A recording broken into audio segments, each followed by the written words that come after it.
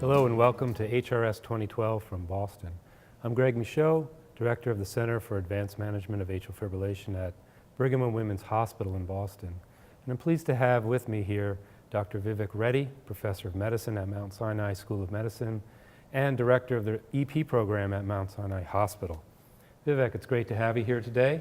Greg, and thanks for having me. we'd like to have you discuss your recent study, the Watchman left atrial appendage occlusion device in atrial fibrillation patients with contraindication to oral anticoagulation. So first of all, Greg, thanks for having me here. The study is the ASAP registry, and the fundamental basis behind this is how to treat patients who can't take oral anticoagulation and yet are at high risk for stroke because of atrial fibrillation. As you know, oral anticoagulation is the backbone in terms of preventing stroke in patients with atrial fibrillation. The problem, of course, is there are many patients who can't take oral anticoagulation because of bleeding tendencies. There are some who have a fall risk or a significant fall risk. And there are others who are just elderly, and we as physicians are understandably reluctant to treat these patients, even though the evidence stands clearly in favor of treating these patients. So the question is there a way that we can treat these patients with the means other than oral anticoagulation? So to that point, there's been a lot of work based on autopsy studies and surgical theories showing that the appendage is probably the source of thrombi in many of these patients with atrial fibrillation, as long as the etiology is not rheumatic heart disease. So with that sort of basis, there was a study called PROTECT-AF, which we published a couple years ago, which showed that you could occlude the left atrial appendage percutaneously with a filter device, and that decreases the risk for stroke.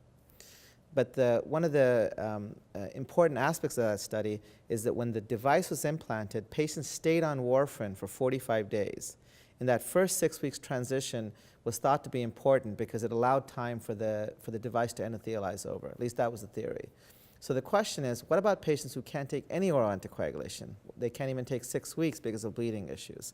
So that's what this study, the ASAP registry, addresses. Now this is a non-randomized study, prospective design, single arm, 4 centers in Europe, in which 150 patients were enrolled. And again, these are patients who could not take any warfarin. So the patients had the device implanted with a transition of no warfarin, but instead they stayed on clopidogrel for 6 months, aspirin for life. And the goal was to look to see performance parameters, how do the patients do in terms of implant safety, et cetera, implant success, as well as efficacy parameters. Now, we have a lot of data based on the CHAD scores of these patients, what the expected stroke rate is, and then we can look at what the actual stroke rate was.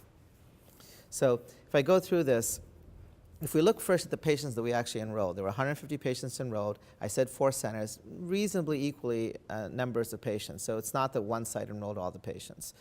The mean CHAD score was 2.8, so this is a relatively high-risk population. In fact, almost half the patients were over the age of 75. I think 40-some% of the patients had a prior stroke or TIA, so this is not a low-risk population. The success of implantation was 94%, or almost 95%.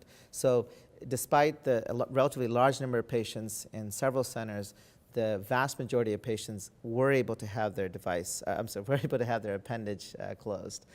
And from a safety perspective, actually, let's look at the efficacy first. If you look at the expected stroke rate based on the CHAD score of 2.8, it was 7.3%. So when we follow these patients out, and I should also say they were followed for a mean of 14 months. So the patient years was about 170, 180 patient years. So the expected stroke rate was 7.3%. The actual ischemic stroke rate was 1.7%. And so that represents about a 77% reduction in stroke expected and observed. Now, one of the things I did say was that patients stay on clopidogrel for 6 months. And we know from Active A that clopidogrel does have an anti-embolic effect, anti-stroke effect on top of aspirin. It's a modest effect, but it is an effect nonetheless. So if you use that information, and let's say, and you said that the expected was, instead of 7.3%, let's pretend that that the patients were on Plavix the whole time, even though they were only on it for 6 months, so about half the time. Let's pretend they were on it the whole time. Even then, the expected stroke rate would have been just over 5%. Again, the observed was 1.7%. It still represents about a 66% reduction in stroke. So even if we bias against ourselves, we're still looking at reduction. Now, what about safety? Well, it is a device. There are safety events. There were a couple of them in this particular study. There were 3 pericardial tamponades that required drainage, no excess hospitalization or mortality as a result of this. There were 2 device embolizations, which were both percutaneously removed. Now, the other thing that was important is, remember, we're putting a foreign object in a patient. And one of our big concerns was if we don't have a warfarin transition, maybe we'll see lots of thrombi. Fortunately, whatever happened didn't translate to ischemic strokes, but we also did have a mandated surveillance with TEEs. And that showed there were 6 instances of device-associated thrombus, of which only 1 translated to an actual ischemic event, ischemic stroke. The other 5 were treated with sub-Q heparin for a month or 2, and then those dissolved. So it is a problem, but it's a manageable problem. So those were the major safety events. Of course, I think there were a couple of hematomas, nothing terribly surprising. Can I ask you, yeah. What type of bleeding problems did these patients have going in to the study that prevented them from oral anticoagulation? I would think some patients would have contraindication also to Plavix, and then where do you go with this? Would aspirin be sufficient to prevent? I guess you don't have the answer to that, but obviously the Plavix may also be a problem. No, it was a hodgepodge. Gastrointestinal bleeding. There are a few patients with intracranial bleeding. But your point is a very good one. Look, the fact is, the idea of adding Plavix, there's no real data behind this. We just started doing this from the very beginning, and we've sort of perpetuated it. As far as we know, putting the device in with just aspirin alone may be sufficient. Because again, the point you make is a very good one. We know from Active W that aspirin plus Plavix has the same bleeding event rate as warfarin alone. So that's a real issue. Again, it's not Plavix forever, it's actually transient, but it's still 6 months. So I think that's a very important point, and certainly something that future studies should look at. This is only one of the potential devices coming out in the future for left atrial appendage closure. How do you see this device fitting in? Are there better devices for this particular patient population where you're worried about bleeding? Would there be less of a thrombotic risk with other types of devices? Yeah, it's a good question. The fact is, this is an area of active interest. There are a number of devices. There's at least one other percutaneous device that's available in Europe, not available in the United States, still in clinical trials. Just as I should say, this device is also in clinical trials in the United States.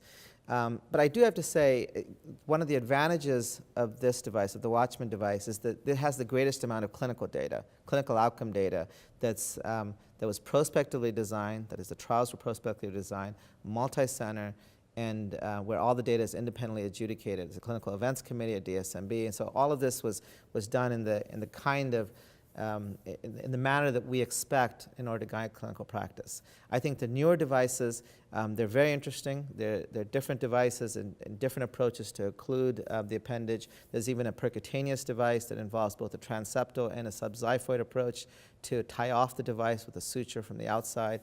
I think these are very exciting devices. But the fact is, we don't really, other than feasibility studies that shows that it can be done, we don't have very good prospective registry data, even much less randomized data. So I think, on the one hand, I'm very excited about these new devices. On the other hand, as they say, proof's in the pudding, and so we have to see. Yes. If you had a patient now, and this device were available, patients similar to the ones in the study, would you offer that to your patient? Yeah, it's a good question. So the answer is yes. And so I guess the question is, you have to weigh the strengths and the weaknesses. I think the data is, we know from PROTECT that appendage closure works, and it works actually better than Coumadin. We know from this registry that we can put it in safely as long as we're careful to monitor for these device-associated thrombi. Now, there are procedure-related complications, pericardial tamponade being the most common one. And I have to say, since you asked whether I would do it, I would do it. And the reason is because I think as we gain more experience, our safety event rate drops further and further and further.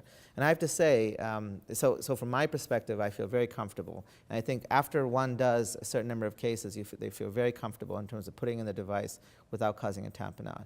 One last point, because we were talking about different devices. You know, all these devices are first-generation devices, both the Watchman device as well as the other devices.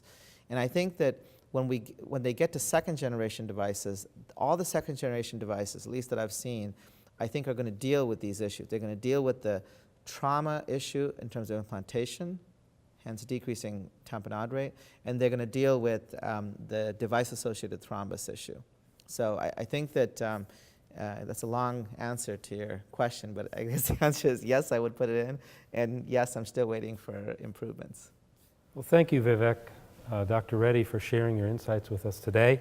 And this is Greg Michaud for afibprofessional.org, where you can find this video online.